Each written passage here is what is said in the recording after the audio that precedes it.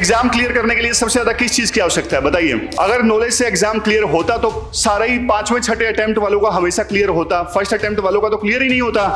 पांचवें छठे अटेम्प्ट वालों के पास में तो ज्यादा नॉलेज होती है ना, मानते हो? आप कैसा सोच रहे हो, कैसा प्रेजेंट कर रहे हो अपने आप को आंसर्स में, ये चीजें बहुत मैटर करती हैं। बट आपको सीरियस होना पड़ेगा यार। आपने अभी तक यूपीएससी का नोटिफिकेशन ही नहीं पढ़ा जो आपकी डेस्टिनी डिसाइड करेगा।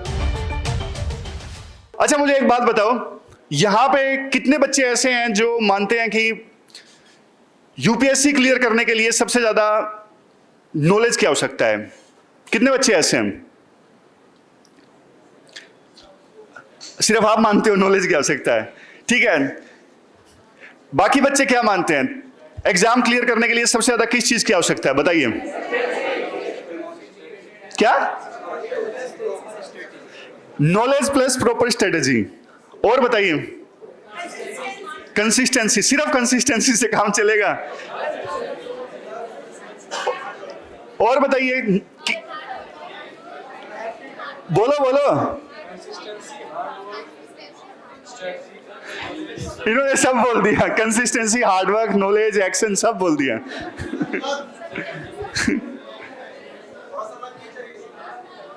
देखो इस एग्जाम को क्लियर करने के, अगर देखो नॉलेज चाहिए होती तो राकेश सर के पास में जितनी नॉलेज है, तेज सर के पास जितनी नॉलेज है, आपके पास में है इतनी? बताओ। आपको शायद पता नहीं होगा, तेज सर ने बीपीएससी क्लियर कर रखा है, पता है इस चीज का? नहीं पता होगा आपको।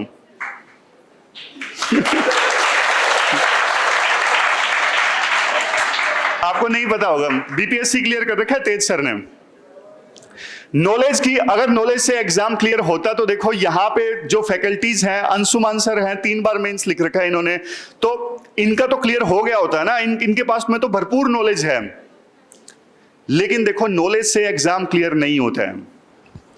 अगर नॉलेज से एग्जाम क्लियर होता तो सारे ही पांचवें छठे अटेम्प्ट वालों का हमेशा क्लियर होता, फर्स्ट अटेम्प्ट वालों का तो क्लियर ही नहीं होता। पांचवें छठे अटेम्प्ट वालों के पास में तो ज्यादा नॉलेज होती है ना, मानते हो? तो फिर देखो पता किस चीज की आवश्यकता है? आवश्यकता है एबिलिटी टू थिंक, सोचने की क्षमता। आप ब्रेनस्टॉर्म कर पा रहे हो कि नहीं कर पा रहे हो? वहां पे देखो आपको ना एग्जाम में इतना जल्दी जल्दी आंसर्स लिखना है। 9 मिनट में, 7 मिनट में मान लीजिए आप एक 10 नंबर के क्वेश्चन का आंसर कर रहे हो, और जो 250 मार्क्स का क्वेश्चन है उसका आंसर आप दे रहे हो फॉर एग्जांपल 11 मिनट में। 1 मिनट तो आपका क्वेश्चन पढ़ने में ही चला गया। अब वहां पे आपको ना जल्दी जल्दी सोचना भी है, लिखना भी है, राइटिंग भी ऐसी आनी चाहिए कि कम से कम एग्जामिनर को थोड़ा तो अच्छा लगे। कितने लोग यहां पे मानते हैं कि राइटिंग का असर होता है?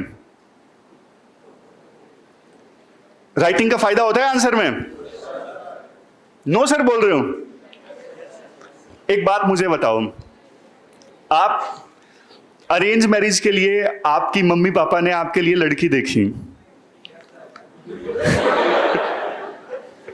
हाँ फिर क्या हुआ?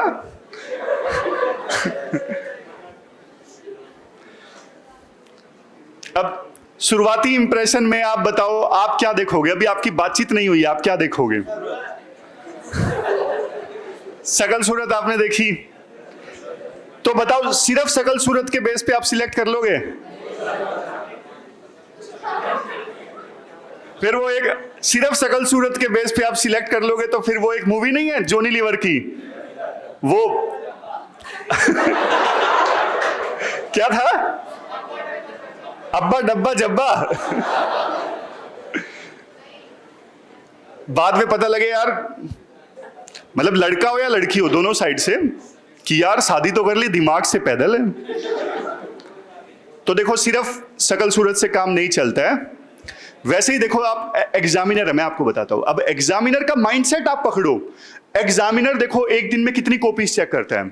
एक दिन में examiner 200 copies for example check कर रहा है। इतनी नहीं कर पाता मतलब जितनी भी कर रहा है बहुत ज्यादा करता है। अब उसके लिए मैकेनिकल काम हो जाता है, मैकेनिकल काम हो जाता है, सेम तरह की कॉपीज आ रही हैं। अब देखो आप एग्जामिनर का काम थोड़ा आसान बनाओगे, उसको ऐसी कॉपी मिलती है जिसमें उसको थोड़ा दिमाग नहीं लगाना पड़ रहा है, राइटिंग अच्छी है, प्रेजेंटेशन अच्छी है, तो इसका फायदा होगा या नहीं होगा? बताओ, होगा ना। और दूसरी तरफ एग्जामिनर के सामने ऐसी कॉपी आती है कि एग्जामिनर को ना जासूस बनना पड़ रहा है, सीआईडी बनना पड़ रहा है, ये क्या लिखा है ये? पता लग रहा है आंसर के बीच में वो लाइन लिख दी है कि मैं आपको 300 रुपए लास्ट में चिपकाए हैं, मार्क्स दे दीजिएगा। तो देखो, एग्जामिनर का काम आप आसान बनाओगे तो जाहिर तौर पे फायदा होगा। अब मेरी फिर से पुराने वाली बात को आप लिंक कीजिए। मैंने क्या बोला? सिर्फ नॉलेज से काम नहीं चलता, आप कैसा सोच रहे हो, कैसा प्रेजेंट कर रहे हो अपने आप को आंसर्स में, ये चीजें बहुत मैटर करती हैं। नॉलेज का खेल होता तो पीएचडी वाले क्लियर कर देते, नॉलेज का खेल होता तो लास्ट अटेम्प्ट वाले ज्यादा क्लियर करते, जबकि देखो फर्स्ट अटेम्प्ट में क्लियर करने के चांसेस ज्यादा होते हैं। मतलब ज्यादा का मतलब ऐसा नहीं, हर साल 10% बच्चे जो क्लियर करते हैं वो फर्स्ट अटेम्प्ट वाले होते हैं। और उसका एक रीजन जानते हो क्या है? इसका रीजन ये है, फर्स्ट अटेम्प्ट में ना आप ओवर थिंक नहीं करते हो, आप सोच पाते हो। मतलब जो भी टॉपिक आपके सामने आया ना, आप उसके बेसिस पे जल्दी से सोच पाते हो, पॉइंट्स बना के लिख पाते हो। लेकिन ना सेकंड अटेम्प्ट में, थर्ड अटेम्प्ट में ना आप एक ट्रैप में फंस जाते हो। जो आपने पढ़ा है सिर्फ आप उसी के इर्द गिर्द घूम पाते हो, अपने सोचने की जो कैपेबिलिटी है बल्कि देखो आगे आगे बल्कि थोड़ी कई बार कम हो जाती है। फर्स्ट अटेम्प्ट वालों की ज्यादा होती है कई बार, तभी तो बहुत सारे लोग फर्स्ट अटेम्प्ट में क्लियर कर देते हैं, क्योंकि वो किसी बैगेज के साथ नहीं जाते, किसी ट्रैप में नहीं फंसते, वो अपने सोचने की शक्ति को यूज करते हैं। नॉलेज उनको होती नहीं, फर्स्ट अटेम्प्ट में इतना पढ़ा नहीं है, फर्स्ट अटेम्प्ट में पढ़ा नहीं है, तो वो अपने सोचने की शक्ति यूज करते हैं। और यूपीएससी यही तो डिमांड करती है, उनको घिसे पिटे आंसर नहीं चाहिए। यूपीएससी को ऐसे लोग चाहिए जो बढ़िया से सोच सके, सिचुएशन के हिसाब से डिसीजन ले सके।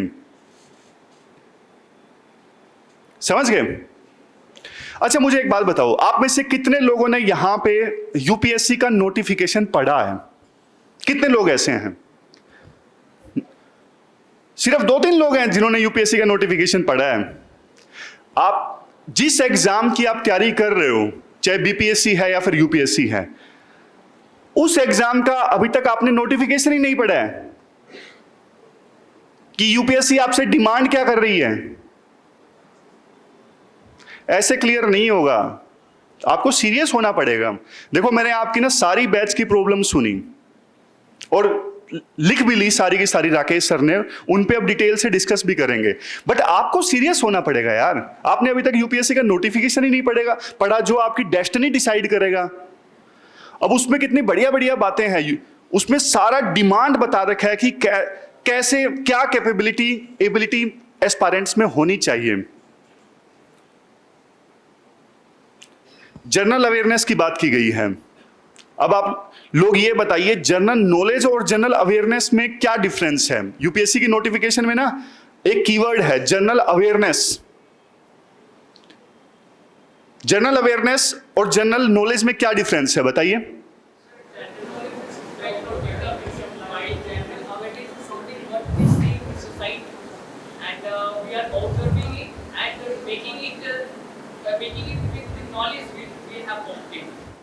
सही बताया इन्होंने, थोड़ा सा मैं क्लैरिफाई कर देता हूं और ज्यादा। देखो जनरल नॉलेज क्या है?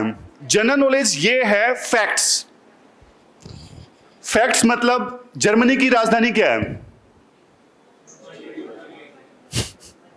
वो कह रहे हैं इटली। जर्मनी की राजधानी इटली है। जनरल नॉलेज में तो आप फेल हो गए। देखो चलो अवेयरनेस चेक कर लेते हैं। ये बताओ जर्मनी सेकेंड वर्ल्ड वॉर के बाद में डेवलप कंट्री कैसा बना? सेकेंड वर्ल्ड वॉर के बाद में जर्मनी डेवलप कंट्री कैसा बना? मतलब कैसे बाउंस बैक किया जर्मनी ने सेकेंड वर्ल्ड वॉर के बाद?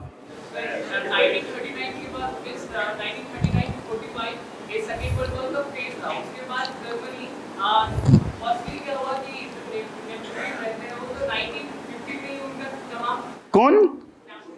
नेपोलियन तो 1800 में थे। सब मिक्स कर दिया। जनरल अवेयरनेस में भी फेल हो गए तुम। चलो कोई बात नहीं, मेहनत करो। ठीक है मैं समझ गया, पॉइंट समझाना चाह रहा था। सुनो, ये जनरल अवेयरनेस है।